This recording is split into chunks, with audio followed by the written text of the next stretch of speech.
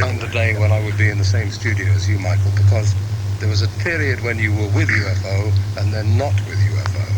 It was 77.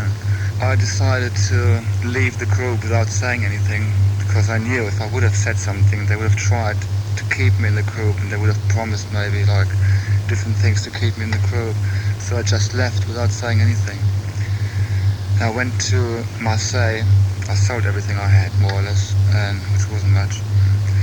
And bought 2 motorbikes, one for my girlfriend, one for myself. And we went to Barcelona. Then we went back to Munich. And after 2 months rest, I was feeling quite strong again. And they tried to, to put me back into UFO. So I said, okay. So I rejoined. I think at this time I wanted to give up music, I think, because it was like the past, like with UFO, like to be able to do it, to drink, to feel comfortable more or less, was a bit, I thought it was the only way how to survive in rock and roll, to drink, Sure. But after I've stopped now, like 8 months ago, I have noticed that it's possible to do without if you have got the right people around you, and like if you can actually decide yourself what you want to do, it makes it much easier. You don't have all this pressure on you like from different people. You found that you had a severe drinking problem, in other words. Oh yeah, it was the only way to keep me going. I think I would have never managed without alcohol, like all those years in UFO. The second time I told them like 2 months in advance, before. So I said the American tour is the last thing I do, and then I leave. And I was really shocked when I saw in the papers like Michael Schenker sacked, and all this. I thought it was very nasty. But then I joined the Scorpions because of my brother, and I quite liked the music as well. And the only problem was I wanted to copy the lead breaks more or less the way they are on the album, because that's what the people want to hear. If they like an album, instead of doing something completely new, like doing completely new lead breaks, which would be a bit, strange.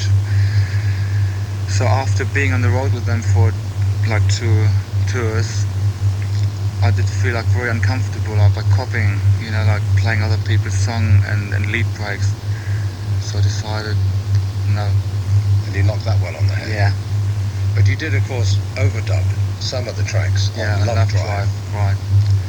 It was just after I left UFO. I was still living in Los Angeles, and they asked me to do it. The Scorpions, from their studio album called Lovedrive, and another piece of meat. And on there you heard Mr. Michael Schenker playing the lead guitar. I remember talking to your brother actually in Paris about his early days, and very early days they were. I think you really all started, the Schenker family started playing the guitar when you were about 9 or 10, didn't you? Well, I did when I was 9. I think my brother was a bit older then. I don't know how old he was. Who did you listen to when you were 9 that gave you any sort of inspiration? Well, at this time it was like the Beatles and the Shadows. So I learned all the Shadows songs more or less, and quite a few Beatle numbers. Mm-hmm. That was my first influence I had. So like I've got like a lot of melodic, like lead breaks. Everything seems to be very melodic, but at the same time very fast as well. So I don't know how he got there, but like, yeah. How did the Michael Schenker group come together? The albums recorded with studio musicians, like Simon Phillips and Mo Foster, but they are touring with Jeff Beck now, so they weren't available for the tour. So I had to look for musicians for a live tour. And after I heard that Cozy was going to leave Rainbow, my manager started, to finding out different things, what the chances are to having, join my group. So really, in the initial stages, there were 3 studio musicians, some of the best in the world. Yeah. Plus yourself, plus the vocalist. Plus the vocalist, right. And then the studio musicians left and went their own way, and then you created a group around the sound that you had already created. Right. How is that going down, with the audiences? I think it's much heavier than it is on the album, because like Simon I think is an extremely good drummer, but he's also like a bit light, a bit too light maybe for this type of music. But I think he was, I don't know, for the album I think he was good, but for live, Cozy is better for playing live, because he is so much more powerful, He certainly is one of the most powerful Oh, drummers in the world. yeah. And the album, it's done remarkably well, the debut album by the band. How much rehearsal was necessary to put the live band together, the touring band? How much? I think it was 4 weeks. The thing is, I mean, they are so professional, you know, that Cozy and Glenn and Paul, you know, and Gary, he knows the songs anyway. And it was an easy job for him to copy Phil's voice. I think it was quite easy to do it because they're actually musicians, you know, so there wasn't much. I mean, what would have taken me like 6 months with UFO, it takes like 1 month with the group I've got now.